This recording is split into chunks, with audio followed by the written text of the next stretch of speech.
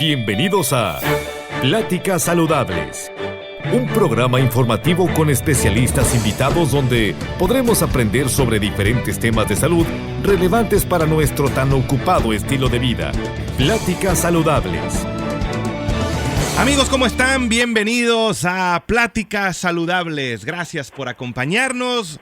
Los saluda Carlos Tapia con el gusto de siempre y estamos el día de hoy por tratar un tema interesantísimo.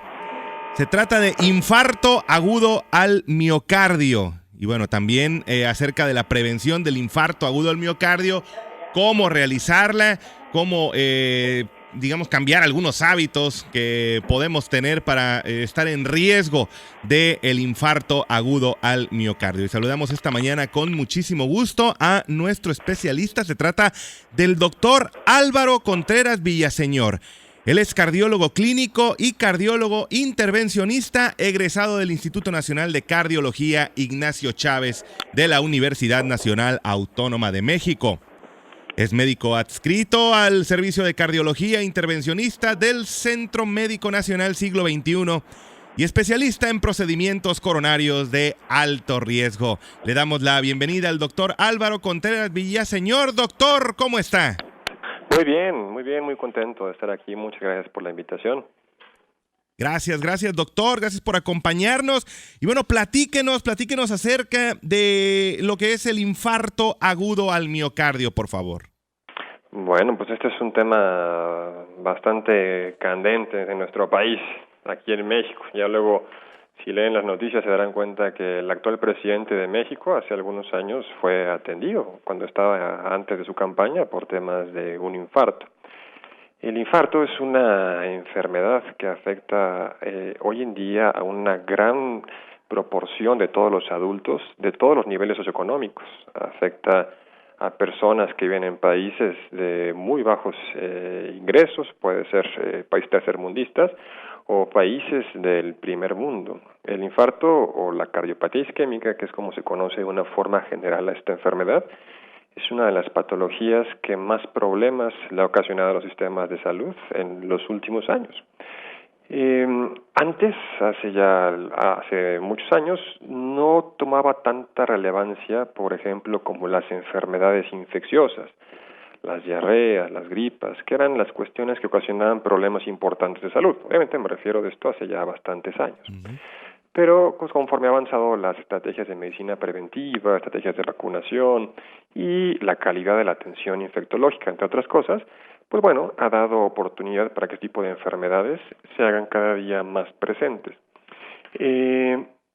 Por distintas circunstancias, a lo largo de la vida, ¿no?, de la vida normal, las arterias del corazón llegan a obstruirse. Entendemos que el corazón, como una bomba hidráulica cuya función es llevar sangre a todo el cuerpo, pues tiene distintos componentes, ¿no? Un componente de ellos es el componente de plomería, por decirlo de una forma sencilla, que son las arterias que llevan sangre al corazón. Y esta sangre lo que lleva son los nutrimentos que el corazón requiere para poder seguir trabajando. Llevan glucosa, oxígeno, se llevan los desechos, distintas sustancias que hacen que el músculo del corazón, el músculo de esta bomba, pueda trabajar de una forma adecuada.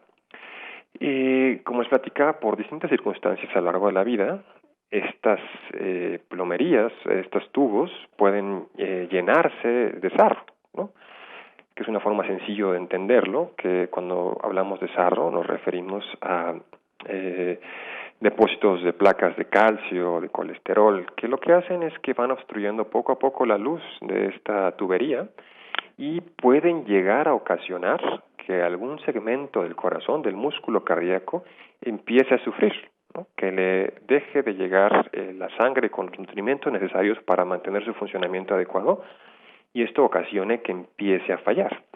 Esto puede suceder en distintas formas. Puede suceder de una forma paulatina, ¿no?, que es poco a poco se empiezan a obstruir las arterias, que es lo que se conoce con el nombre característico o clásico de angina de pecho, ¿no?, que empieza cuando empezamos a hacer ejercicio o cuando subimos escaleras. O puede presentarse de una forma súbita, ¿no? De una forma aguda. Estamos tranquilos y de un momento a otro empezamos con un dolor de pecho terrible, un dolor opresivo, una molestia pues que pocas cosas pueden semejarse a ella, que es lo que nos traduce que el paciente está teniendo un infarto en ese momento. Y ahí lo que sucede es que se obstruye la luz arterial, o se obstruye el paso de sangre de una forma aguda, de una forma instantánea. Y esto se convierte en una urgencia cardiovascular. Perfecto, doctor. Bueno, desafortunadamente es una de las causas principales de muerte, ¿no? Sabemos que llega súbitamente. En cuanto a otras enfermedades graves, enfermedades que suelen ser crueles, como el cáncer, por ejemplo, pero el paciente sabe que probablemente le quedan pocos meses. El infarto al miocardio, ese es cruel, ese llega de inmediato, llega sin avisar. Sí, es una cuestión que se vuelve catastrófica en la mayoría de las ocasiones, porque efectivamente un porcentaje muy importante de los pacientes que se infartan pues no saben o no estaban conscientes del riesgo que tenían de infartarse y de las cuestiones que pudieron haber hecho para prevenirlo. De aquí que se le identifica como una enfermedad catastrófica, ¿no? Son situaciones que muchas veces se presentan en pacientes o en núcleos familiares que no están preparados para enfrentar este tipo de situaciones. Y obviamente la cuestión más dura desde el punto de vista social es que habitualmente son personas que están en edad productiva, ¿no? Hablamos que las personas que tienen más riesgo de infartarse son hombres que tienen más de 40 años, ¿no? Entre los 40 y los 55 más o menos, o mujeres que están un poquito más arriba, 45, 50 años de edad, es cuando presentan una mayor incidencia de infarto. Que obviamente cuando pensamos en la evolución de una familia, un hombre de 40 años, una mujer de 45, 50, pues todavía están en una etapa laboral, están laborando, tienen dependientes económicos, hay familia, ¿no? que los necesita fuerte trabajando. Entonces, efectivamente se convierte en una situación bastante compleja de manejar en muchas ocasiones. Y de aquí uno de los puntos más importantes, ¿no? Que es tratar de prevenir que sucedan los infartos, porque cuando se presentan los infartos, hay muchas cosas hoy en día que podemos hacer, afortunadamente, la evolución tecnológica de los últimos 30, 40 años nos ha dado muchas herramientas para poder atender a una persona que se está infartando, pero no siempre podemos rescatar todo el músculo cardíaco y queda algo de daño en el corazón, o en situaciones muy lamentables, pues por más recursos tecnológicos y humanos que se dediquen, pues no es posible que los pacientes salgan adelante. Desafortunadamente, ¿no? Es la muerte en última instancia. Bueno, hay maneras, por supuesto, de prevenirlas, de cambiar ciertos hábitos. Bueno, la situación de cambiar hábitos a veces es muy difícil para mucha gente, sobre todo cuando pues han vivido con tabaquismo, con consumo excesivo de bebidas y que, bueno, han tenido obesidad también, doctor. Claro, sí, son los males de nuestro tiempo. Efectivamente, muchas veces es mucho más sencillo hacerle un cateterismo a un paciente o pedirle que tome 1, 2, 3, 5, 6, 7 medicamentos todos los días, a que este paciente termine con sus malos hábitos. Y esto es algo fundamental de entender, que este tipo de enfermedades requiere de un abordaje integral, ¿no? No se trata exclusivamente de que le pongamos un stent coronario a un paciente que se está infartando y se acabó el problema. Esto es nada más una parte de la solución, ¿no? Hay que complementar todo esto con las modificaciones del estilo de vida, porque hablamos de situaciones tan extremas. Mucha gente ha escuchado de lo que es un bypass coronario, un cateterismo, pero básicamente nos ponemos en la situación en la cual introducimos metal a la arteria del corazón, o hacemos una cirugía de corazón abierto y desviamos el flujo de sangre de una arteria hacia otra que está obstruida. Son cuestiones que digo, hoy en día las decimos muy fácil, pero si las platicábamos hace 50 años, pues sonaban como de ciencia ficción, básicamente, ¿no? Sí. Pero esto es únicamente una pequeña parte del tratamiento.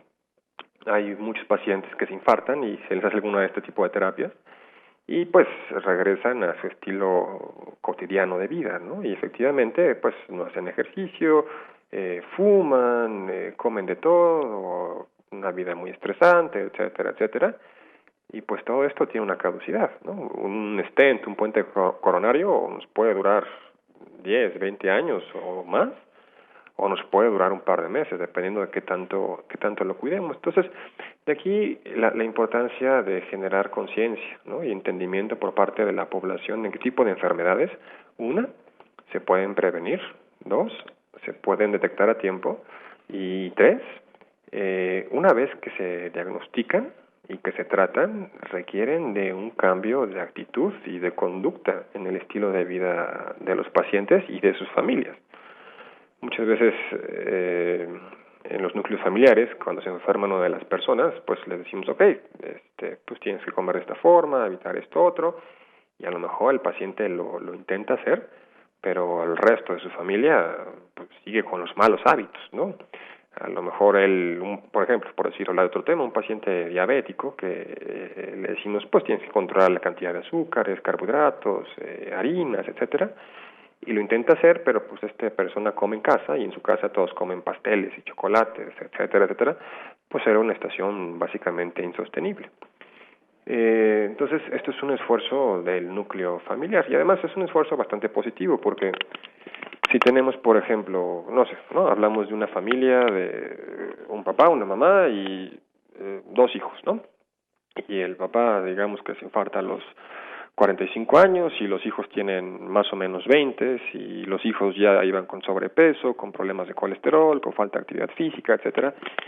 Y el papá, una vez que se infarta, empieza a cambiar o a modificar sus estilos de vida, pues esto va a permear en su familia, ¿no? Y los hijos y su esposa se van a ver involucrados en un estilo de vida mucho más saludable, que esto pues prevendrá o probablemente ayude a evitar que los hijos de esta persona se infarten cuando tengan la misma edad que su papá. Exactamente, doctor. Siempre hay que prevenir, siempre hay que estar atentos a este tipo de situaciones, porque bueno, como ya lo comentábamos, no avisan, son súbitas, son realmente crueles. Doctor, la diferencia entre infarto agudo de miocardio e insuficiencia cardíaca, ¿cuál es? El infarto agudo, como platicamos ahorita, es la obstrucción súbita del flujo sanguíneo de una de las arterias del corazón, que ocasiona que un segmento del corazón, que sea muy chico o muy grande, empiece a sufrir porque no le llega oxígeno, glucosa, etcétera, y que si no se destapa a tiempo, empieza a perder su función, ¿no? Digamos, si es un segmento grande del corazón, y el corazón tiene una fuerza normal del 60%, durante el infarto la fuerza empieza a bajar, ¿no? A un 45, 40, 30 o incluso menos. Y esto compromete el flujo sanguíneo al resto del cuerpo. Cuando destapamos la arteria, dependiendo de qué tan rápido o qué tan exitoso sea el procedimiento, podemos recuperar la fuerza normal del corazón o muy cerca a la normalidad, o el corazón puede quedar dañado, ¿no? Y si teníamos una fuerza inicial normal del 60%, pues a lo mejor el paciente acaba con una fuerza del 40 o del 30. A esto es a lo que nos referimos cuando hay insuficiencia cardíaca. Insuficiencia cardíaca quiere decir que el corazón, por alguna circunstancia particular, no puede cumplir con su función, que básicamente es llevar sangre a todos los órganos del cuerpo. Esto, una de las causas más frecuentes, es la cardiopatía isquémica o los infartos, ¿no? Hablamos de que esto es un problema de salud mundial y que, pues bueno, básicamente le pega a todos los grupos socioeconómicos del mundo. Y es endémico, ¿no? Sobre todo en Occidente, por el tema del estilo de vida occidental, ¿no? Ojo, la insuficiencia cardíaca o la pérdida de la función del corazón no solo es por cardiopatía isquémica, puede ser por muchísimas cosas. Puede ser, por ejemplo, por cuestiones dietéticas, puede ser por alcoholismo, El alcohol por sí solo ocasiona un daño directo al corazón, obviamente bajo ciertas condiciones, ¿no? Básicamente la dosis. Puede ocasionar que el corazón crezca, o puede ser por problemas metabólicos, ¿no? Puede ser por problemas de la tiroides, puede ser por problemas ambientales, puede ser un piquete de un insecto, puede ser una bacteria, puede ser por radiación, puede ser por distintas cosas, ¿no? El tema de la insuficiencia cardíaca es un tema muy interesante porque básicamente cualquier agresor puede llegar a desencadenar bajo ciertas circunstancias insuficiencia cardíaca. Pero nuevamente, la causa más común o de las más comunes es el problema de las arterias del corazón, que es un problema fácilmente prevenible e identificable. Y este es un tema todavía un poquito más delicado porque hoy en día cuando se tapa una arteria del corazón o cuando tenemos un infarto agudo del miocardio, podemos ofrecer distintas estrategias de tratamiento, ¿no? Podemos destapar una arteria con un stent, podemos destapar la arteria con un fármaco que se inyecta desde la vena del brazo, por ejemplo, o podemos ofrecer distintas alternativas para mejorar el desenlace, ¿no? Para tratar de impedir que el paciente caiga en insuficiencia cardíaca. Porque una vez que se daña el músculo cardíaco, cuando ya sufrió un daño por infarto, por radiación, por quimioterapia, por una bacteria, por distintas circunstancias, es muy, pero muy difícil que el corazón recupere la fuerza.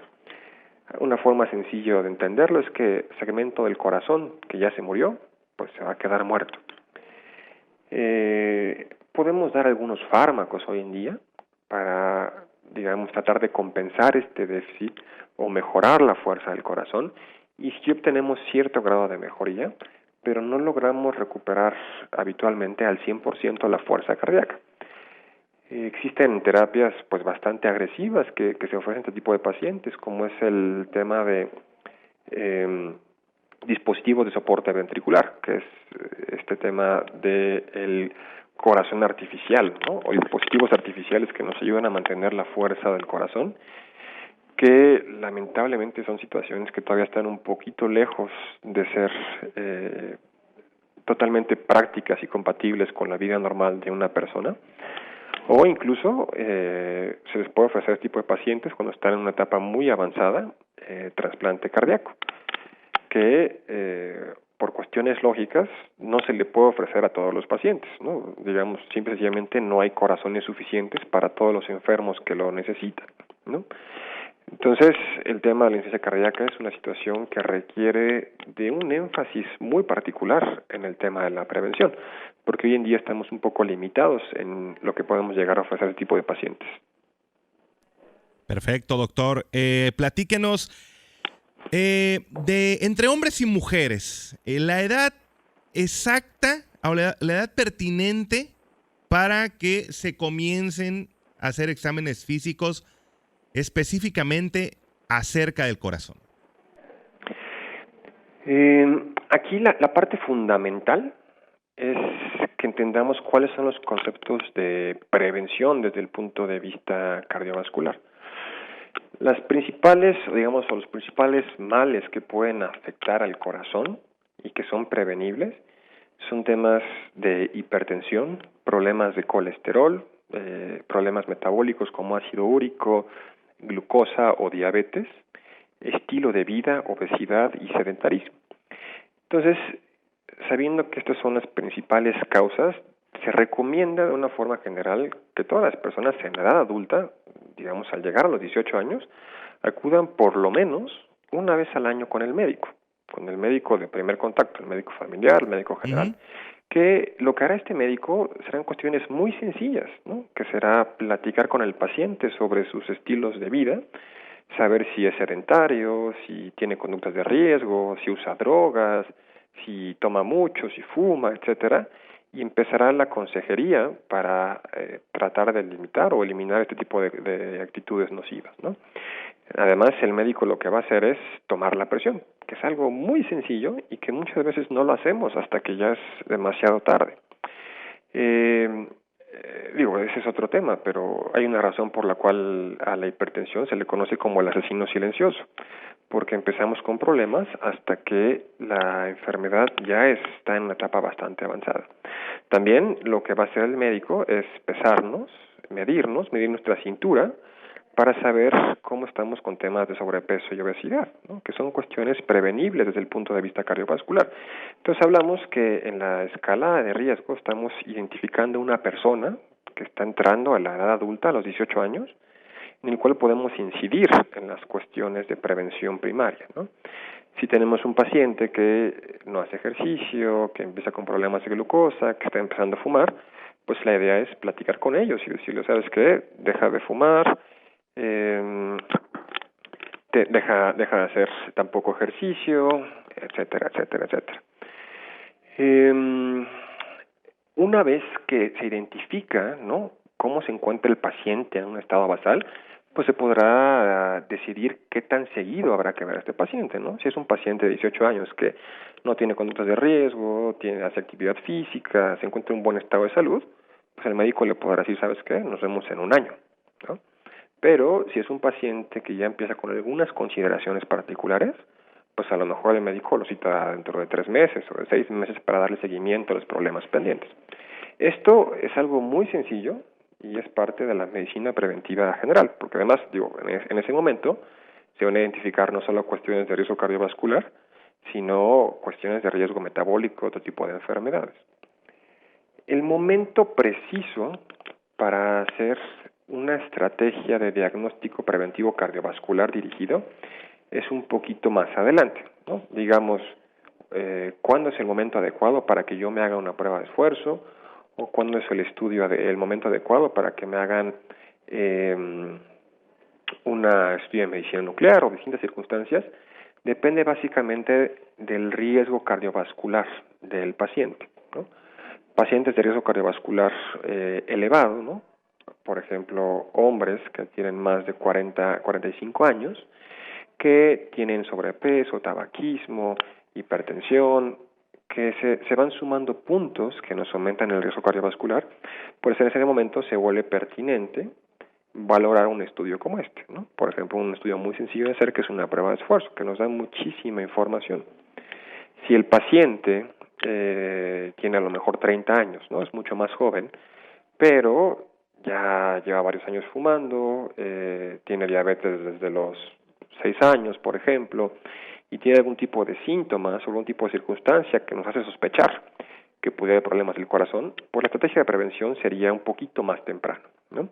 Entonces esto es un poco como un traje a la medida. La recomendación general es que todas las personas, o los adultos, arriba de los 18 años, por lo menos una vez al año vayan con el médico, ¿no? Y de acuerdo a esto se decidirá qué pacientes deben de ser estudiados de una forma más dirigida al tema de prevención cardiovascular. Las mujeres tienen mejor suerte que los hombres con el tema de las enfermedades cardiovasculares. Habitualmente las mujeres tienen un riesgo de infarto menor debido al tema de la actividad hormonal. La presencia de estrógenos en la mujer cuando se encuentra en edad fértil, esto es antes de la menopausia, disminuye el riesgo cardiovascular, es mucho menos probable que se infarten. Cuando llega la menopausia, este riesgo entre hombres y mujeres empieza a equipararse. Que ojo, también es un tema bastante interesante porque lo que se ha visto en los últimos años es que esta protección o este menor riesgo de las mujeres en la edad fértil está empezando a cambiar porque lamentablemente cada vez con mayor frecuencia las mujeres están adquiriendo malos hábitos del estilo de vida, ¿no? Como fumar, no hacer ejercicio, etcétera, etcétera. Además de que hablamos del tema de inclusión laboral y pues que bueno, ¿no? Básicamente el estrés laboral también se correlaciona con un mayor riesgo cardiovascular. Y además, doctor, bueno, de nada a veces nos sirve evitar ciertos hábitos o bajar los niveles de colesterol. Hay que cumplir todos los puntos exactos de prevención, porque de nada nos sirve bajarle a la comida o hacer más ejercicio si también nos la pasamos viviendo en el trabajo llenos de estrés, ¿no? Sí, desde luego. Digo, lamentablemente en algunas ocasiones no hay de otra, ¿no? Y pues bueno, estamos en una situación estresante y tenemos que enfrentarla y es parte de nuestro diario. Pues con más razón, en este tipo de circunstancias es cuando más esfuerzo hay que poner en todo lo demás, ¿no? Pero, en la medida de lo posible, siempre que haya algún ratito, alguna oportunidad, pues hay que tratar de controlar un poco el tema del estrés, ¿no? El estrés en nuestras vidas y el estrés laboral, que es algo que muchas veces menospreciamos, ¿no? Pero el tema del impacto que tienen las emociones o el estrés en las enfermedades no es algo de ciencia oculta, está más que demostrado que esto puede ocasionar enfermedades que pueden tener consecuencias graves en nuestro estilo de vida. Un ejemplo muy claro de esto, hay una forma muy simplista de clasificar a los pacientes, ¿no? Entonces decimos pacientes con personalidad tipo A, que son pacientes que habitualmente son muy competitivos, les gusta mucho el reto, se enojan fácil, son explosivos, no les gusta perder, como personalidades un poquito más intensas, digamos, ¿no? Y hay personalidades tipo B, que son personas que son un poquito más relajadas, que pues si a lo mejor no fueron el primer lugar, pues no les importa tanto, digamos que suelen ser un poquito menos estresados, ¿no? O más tranquilos. Y lo que se ha visto es que las personas que tienen una personalidad tipo A, pues tienen mucho más riesgo de morir de problemas del corazón que las personas que tienen personalidad tipo B, ¿no? Obviamente, pues, si alguien es como es, pues así será, ¿no? Sí, la búsqueda de la excelencia siempre, ¿no? A veces nos puede llevar a terminar con nuestra vida por algún infarto debido al estrés. Sí, y ojo, digo, no es que esté mal, ¿no? Obviamente siempre hay que buscar la excelencia en todo lo que hacemos, pero hay que tratar de encontrar siempre el equilibrio, ¿no? Entre nuestras actividades profesionales, nuestra actividad social, nuestra actividad familiar, para tener una salud mental e intelectual también, no solo más allá de la física, ¿no? Pues básicamente todo esto va en el mismo envase, ¿no? Que es en el cuerpo de cada quien, y no se pueden separar las cosas. No, siempre deben de ir conectadas. Doctor, ha habido algunos casos, me han llamado mucho la atención, de deportistas jóvenes que han sufrido infartos. Nos hemos enterado del caso de Iker Casillas hace algunas semanas, el exportero del Madrid, jugadores mexicanos como Aldo de Nigris, ¿no? Un jugador ecuatoriano como Cristian Benítez, deportistas también, no únicamente de fútbol, luchadores, sobre todo, bueno, beisbolistas también, ¿no? Claro, sí. Sí, este es un tema pues bastante interesante, porque de repente pues pensaríamos que este tipo de personas que son deportistas de alto rendimiento, que tienen un régimen alimenticio pues muy estricto, mucho ejercicio, entendemos que deberían tener una muy buena salud desde el punto de vista cardiovascular, pues en ocasiones se ven que se enfrentan a este tipo de enfermedades. Aquí hay muchas cosas distintas que pueden llegar a suceder. Todos hemos visto en distintos lugares, ¿no? De las redes o en noticias de deportistas, maratonistas o futbolistas, como bien lo dices, que están a medio partido y pues básicamente ahí quedan, ¿no? En muchas ocasiones lo que sucede con este tipo de pacientes es que tenían algún problema genético. Hay enfermedades que se heredan, ¿no? A través de las generaciones, que predisponen a que las personas tengan arritmias letales, ¿no? Platicábamos al principio de esta transmisión que el corazón tiene un componente hidráulico, ¿no? De plomería, que son las tuberías, pero de igual forma el corazón tiene un componente eléctrico, digamos que tiene cables. Y estos cables tienen una regulación muy particular que permiten que el corazón lata de una forma ordenada, ¿no? Bajo ciertas circunstancias, y en el caso particular de los deportistas, tienen mutaciones en algunos canales de sodio, de potasio, que son cuestiones que regulan la actividad eléctrica del corazón y ocasionan que desarrollen arritmias letales. O pueden tener mutaciones que pueden ocasionar que el músculo del corazón cambie y que se haga, digamos, más grueso de lo normal Y de igual forma, al desorganizarse la arquitectura normal del corazón, nos predisponga a arritmias mortales. Entonces, son, digamos, situaciones lamentablemente no tan infrecuentes como quisiéramos creer, pero que pueden llegar a presentarse. De ahí el tema también bastante relevante, que sobre todo ahora que hay un poquito más de cultura, por ejemplo, con los corredores, ¿no? Que cada vez es una actividad que se usa más, del tema de hacerse un chequeo cardiovascular antes de iniciar una actividad o un deporte de alto rendimiento, ¿no?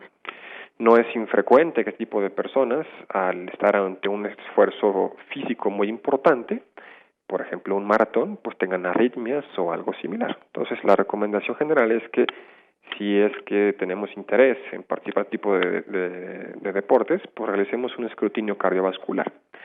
Ahora, este tipo de pacientes también pueden llegar a infartarse, ¿no? Por ejemplo, Iker Casillas.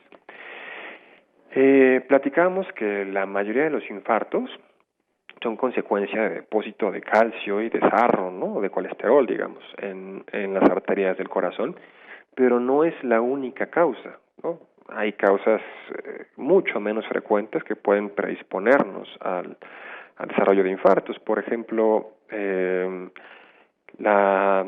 las arterias del corazón están recubiertas por distintas capas, como una cebolla, entendámoslo así, ¿no? Que tiene como varias pielecitas. Y algunas personas jóvenes, deportistas, por distintas consideraciones, digamos que se separa una de las capas, ¿no? De la piel, como si se separara una de las capas de la cebolla. Y esto puede ocasionar un infarto. Digo, aquí no se desarrolló el infarto por consecuencia de problemas de colesterol, ¿no? O depósito de calcio, etcétera, pero es un mecanismo distinto. Esto es mucho menos frecuente y es difícil poderlo identificar, ¿no? De aquí que tal vez el mensaje más importante sea lo que hemos estado platicando en el último momento, ¿no? Que necesitamos prevención cardiovascular. Incluso, aunque nos consideremos personas deportistas y muy sanas, y llevamos un estilo de vida razonablemente sano, es importante que vayamos con el médico, porque en muchas ocasiones con unas simples preguntas podemos identificar cuestiones de riesgo y salvar vidas, ¿no? Ejemplo, ¿no? Las mutaciones que ocasionan arritmias letales, ¿no? Que es algo no tan infrecuente como nos gustaría a los cardiólogos, y es muy sencillo como preguntarle al paciente, ¿no? Va al consultorio un paciente que va a empezar a hacer o quiere entrenarse para hacer maratón o un Ironman o hacer algún deporte, ¿no? De mucho consumo energético. Entonces les preguntamos, oye, ¿alguien en tu familia ha fallecido en una etapa temprana de la vida, antes de los 30 años? ¿Falleció de una causa que no se supo? ¿Falleció en ejercicio? Y entonces dice, sí, pues tengo un primo por el lado materno que se murió a los 18 años y pues nadie supo qué le pasó. O tengo un tío que estaba jugando fútbol y pues ahí donde estaba jugando fútbol a los 30 años se murió.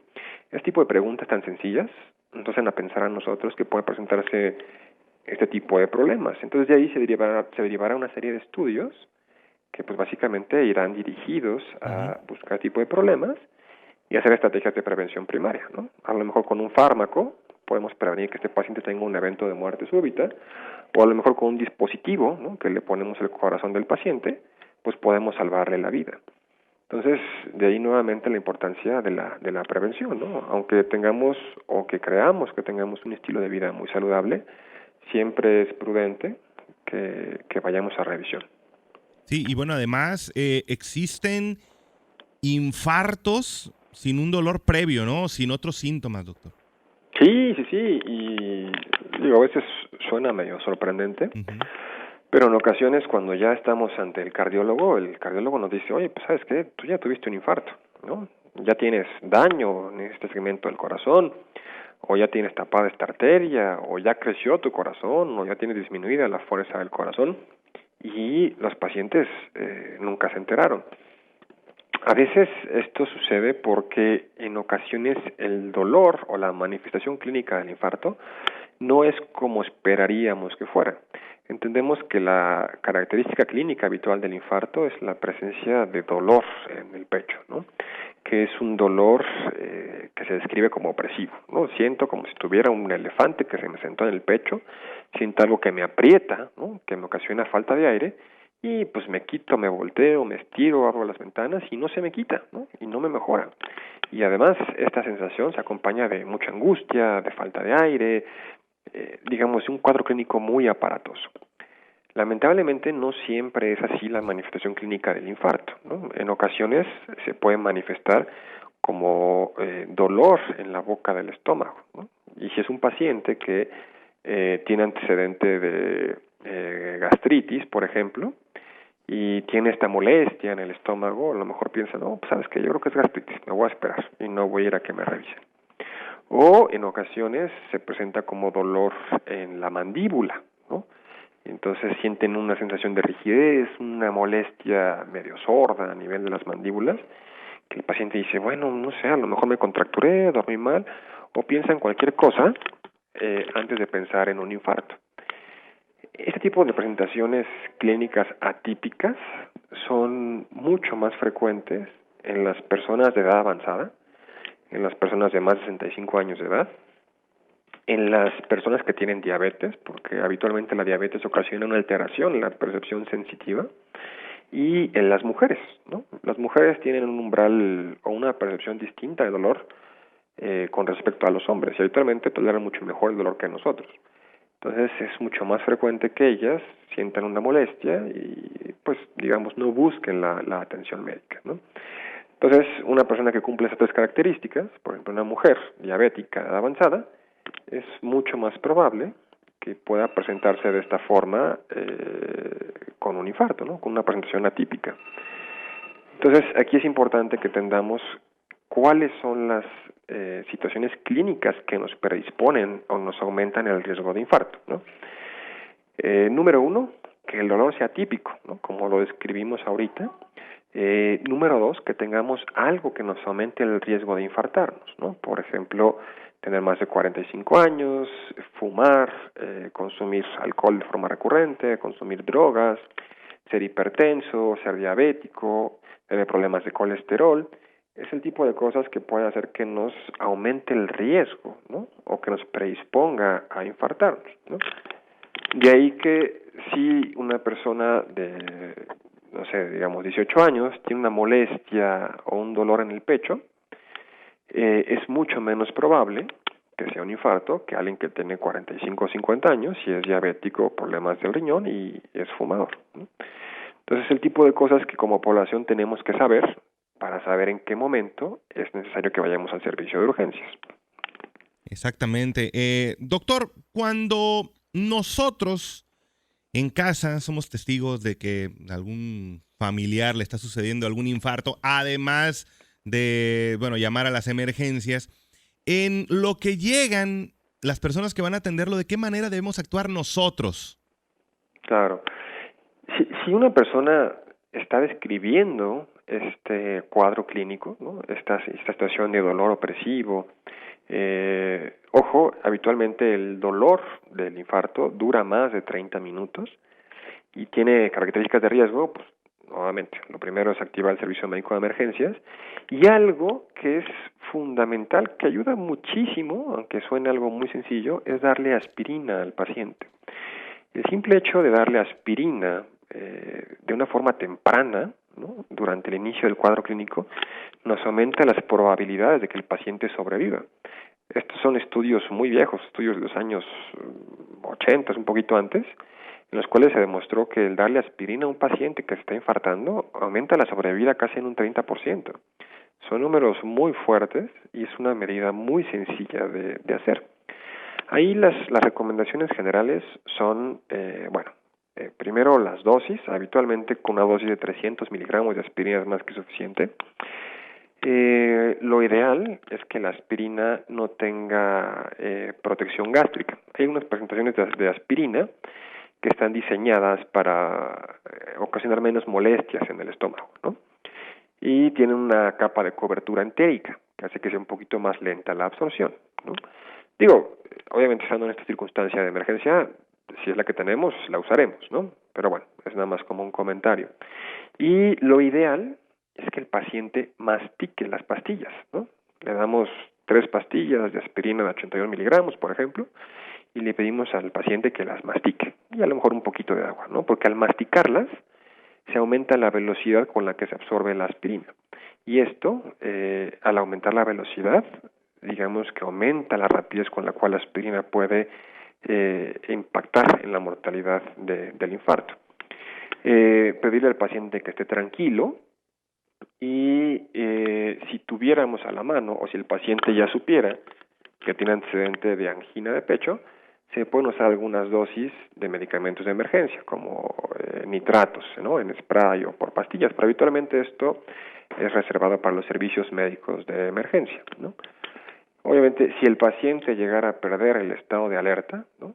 Cayera inconsciente, lo ideal sería a través del servicio, de la llamada al servicio médico de emergencia, pues realizar la asesoría para iniciar la reanimación básica, ¿no? Pero esto, bueno, no todos los pacientes lo saben hacer, que es un tema también bastante interesante, porque las medidas de reanimación cardiovascular básica es algo relativamente sencillo de hacer, que básicamente involucra las compresiones en el pecho y que con un mínimo de adiestramiento permite que los pacientes sobrevivan. De hecho, los programas de entrenamiento de la Asociación Americana del Corazón se llaman programas Salva Corazón, ¿no?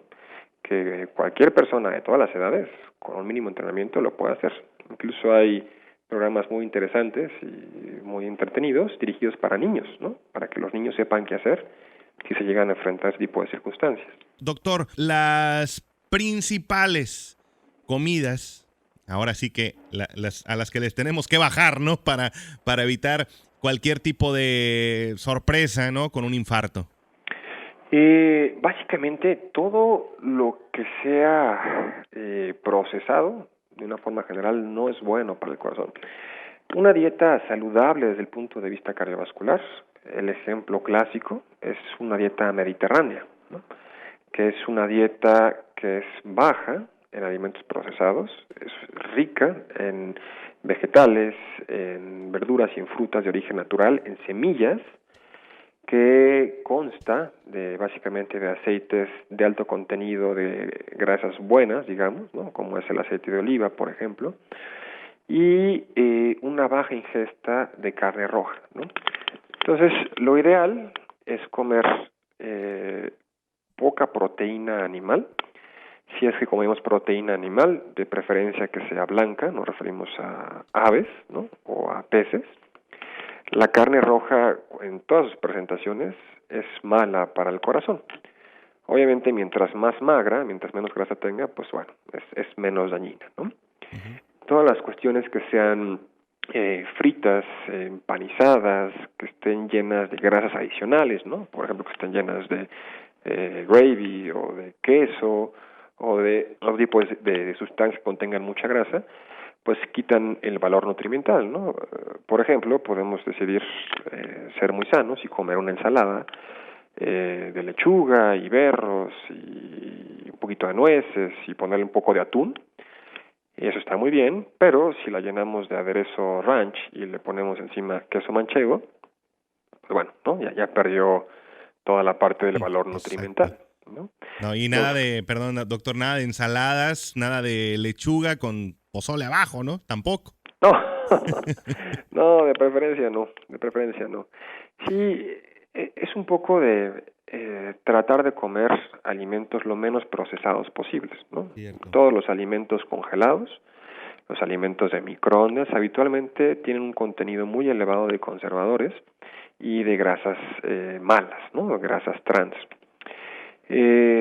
Comer siempre frutas y verduras, nuevamente, por ejemplo, si comemos un poco de fruta, pues tratar de no ponerle nada que la empeore, ¿no? Como queso encima o miel o algo similar, ¿no? Ya por sí solo las frutas tienen suficientes calorías. Y todas las bebidas azucaradas son bastante malas, ¿no? No se diga los refrescos, ¿no? Porque además tiene una cantidad importante de sal, tienen mucho sodio todos los refrescos, los jugos de lata, digamos, ¿no? Los jugos de bote, tiene una cantidad muy alta de azúcares. Entonces hay que tratar de evitar esto. Durante un buen tiempo se pensó que las bebidas light, por ejemplo los refrescos sin azúcar, pues no elevaban el riesgo cardiovascular, pero lo que se ha visto es que incluso este tipo de bebidas, con los suplementos o los sustitutos de azúcar y la cantidad de sodio que tienen, pues nos aumentan el riesgo de obesidad, diabetes y de infarto, ¿no? Entonces, creo que el mensaje es tratar de consumir los alimentos de la lo menos procesados posibles y pues con la cantidad razonable, ¿no? Digamos, de grasas. Durante mucho tiempo se ha hablado del aceite de coco, ¿no? En muchos lugares se dice que es una cuestión muy buena para cocinar los alimentos, etcétera. Esto es una falacia. Digamos, aceites recomendables para cocinar puede ser el aceite de uva, aceite de pepita de uva, por ejemplo. El aceite de oliva, que es un aceite bastante bueno, que es parte de la dieta mediterránea, no debe de calentarse, ¿no? No debe usarse para cocinar, por ejemplo. El aceite de oliva se le pone a lo mejor a un trozo de pan o a la ensalada, ¿no? Pero en el momento en el que calentamos el aceite de oliva, que se somete a temperaturas altas por la cocción de los alimentos, pierde esas cantidades benéficas, ¿no? que lo acompañan. Oiga, doctor, y platíquenos acerca del vino. El vino. El alcohol y el corazón tienen una relación bastante curiosa, ¿no? Desde el punto de vista epidemiológico, se dice que tienen una forma en J, su curva de beneficio. ¿Y esto qué quiere decir? Quiere decir que en algunos estudios, a dosis bajas y con ciertos tipos de alcoholes, se observó protección o beneficio cardiovascular, que conforme aumentaba esta dosis, pasamos del beneficio hacia un efecto neutro, hacia un efecto dañino, ¿no? De una forma general se entiende que el vino tinto es bueno para el corazón en cantidades moderadas, ¿no? Ojo, no todos los vinos tintos tienen esta característica, ¿no? Habitualmente se requiere que la uva de la cual viene este vino sea alta en taninos. El tanino es esta sustancia que le da un carácter astringente, ¿no? Que nos deja la boca como reseca después de que lo tomamos como amargo. Entonces, una forma sencilla de entenderlo es que habitualmente los vinos que son más dulces, ¿no? Las uvas, no sé, por ejemplo, un Shiraz, suelen no tener tanto efecto cardioprotector.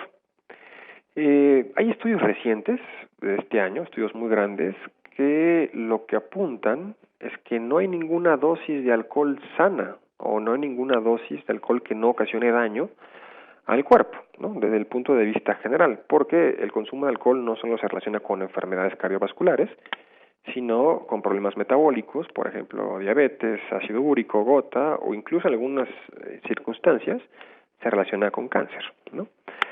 De una forma muy general, la recomendación es tomarlo con moderación, ¿no? Si me preguntas desde el punto de vista cardiovascular qué pudiera llegar a ser menos dañino o mejor para el corazón, si una medida de whisky o una copa de vino tinto, yo diría que es mejor una copa de vino tinto, ¿no? Pero una y ya, ¿no? Porque hay personas que dicen, bueno, el doctor dice que el vino tinto es bueno y me voy a echar unas 2 botellitas al día, ¿no? Las cosas no son así. Y obviamente, si por ejemplo es un paciente que tiene antecedente de diabetes, pues el tomar alcohol no le va a servir de nada, ¿no? Porque el alcohol le va a subir los niveles de azúcar. Entonces, es un tema de moderación, ¿no? Y vale la pena, cuando vayamos a revisión con nuestro médico de primer contacto, pues platicar tipo de circunstancias, ¿no? Y si el médico nos dice, pues eres una persona joven, no tienes ningún antecedente clínico de importancia, tus niveles de peso, tus niveles de colesterol, ácido úrico, glucosa son adecuados, pues puedes tomar con moderación, ¿no? No más de 2 cervezas, no más de 2 medidas de alcohol duro al día, no más de 2 copas de vino tinto, etcétera, ¿no? Entonces, nuevamente aquí el tema es, o el énfasis es la prevención cardiovascular, ¿no? Y identificar a cada paciente de acuerdo al riesgo que conlleva. Dirían en buenas partes sobre todo en el sureste, aquí en México, ¿no? Que un caballito de tequila al día es bueno para el corazón. Probablemente sí, pero las recomendaciones científicas actuales pues no nos permiten recomendárselo a nuestros pacientes.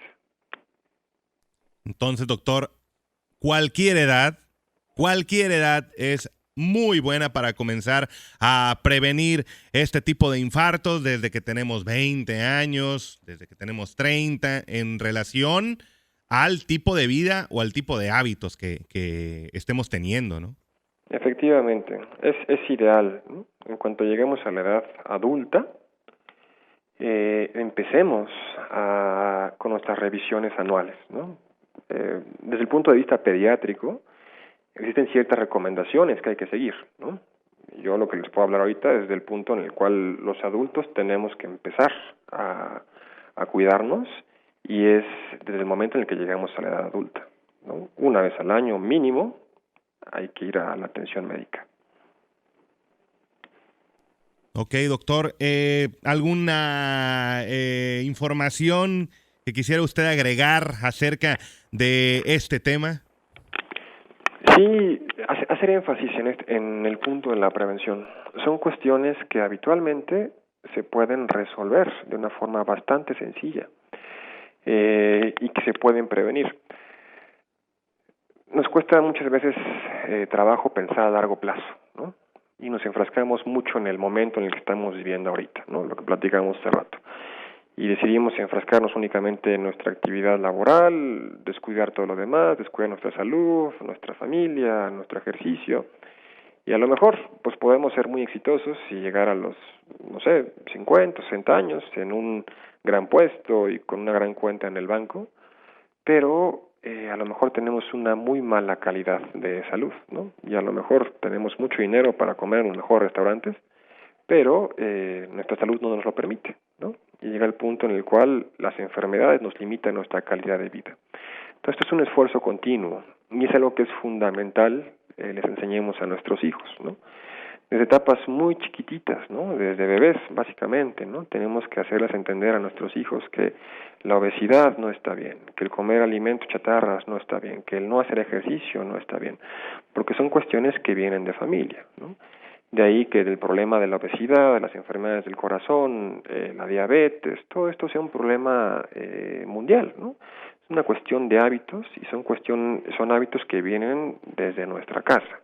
Y hay, doctor, situaciones en las que uno está llevando a cabo la prevención de manera perfecta, pero de repente un mal congénito llega y nos sorprende, ¿no? También. Sí, claro.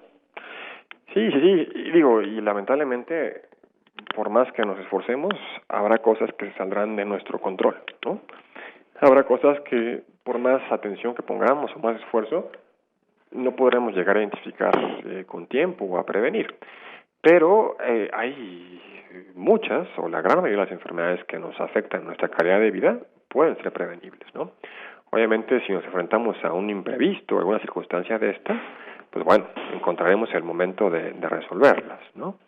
Pero el énfasis o la prevención de las enfermedades que hoy en día cobran más vidas viene desde el inicio, que es desde la casa, ¿no? Desde edades tempranas, con los buenos hábitos de vida. Problemas congénitos podrán detectarse con visitas rutinarias al pediatra, ¿no? Problemas de otra índole, pues con la prevención a través de las pláticas con nuestros médicos generales, ¿no? Obviamente estamos en una etapa en la cual la medicina no es perfecta, ¿no? Todavía es bastante prevenible, pero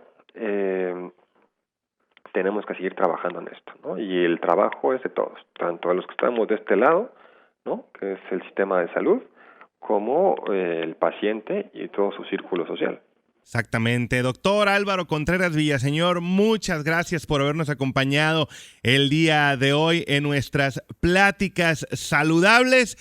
Y bueno, aquí la gente en los Estados Unidos pues ha sabido un poco más de lo que es un infarto al miocardio. Gracias por habernos acompañado. No, muchas gracias a ustedes por la invitación. Espero que esta plática les haya servido. Amigos, gracias por habernos acompañado en Pláticas Saludables. Se despide Carlos Tapia y nos escuchamos en la próxima emisión. Pásenla muy bien. Gracias por habernos acompañado en una emisión más de Pláticas Saludables. Te esperamos la próxima vez para seguir aprendiendo sobre interesantes temas de salud junto a nuestros expertos.